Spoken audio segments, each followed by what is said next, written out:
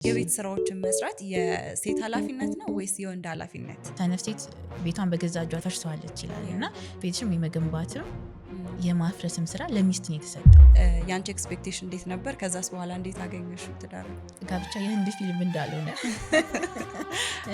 ስትሮጥ ስትከተላት እንደሚል እንደዛ እንዳልሆነ እና የምር የሚሰራበት ነገር እንዳለ እንደዚህ ሚስት መውደድ ይቻላል ወይ ብሎ ይጠይቁኝ። ሁሌ ራስ ላይ ከመስራት ስንጀምር ነገሮች በጣም ይቀላሉ። እሱም ራሱ ላይ ይሰራል፣ እኔም ራሴ ላይ ይሰራል። አባት ያለበትን የሌለበት ቤት ካየሽ ልጆቹ ላይ ኢቨን ተጽዕኖ አለ እና አባት ጥላ ነው፣ ከለላ ነው፣ ለሚስቱም ከለላ ነው እና ክርስቶስ ቤተክርስቲያን እንደወደዳት ውደዳት ተብሏል እና ምን አይነት የፍቅር ጥግ እንደሆነ አስቢ። እንግዲህ መልካም ሚስት መሆን የህይወት ግብ መሆን የሚችል ነገር ነው አይደለም?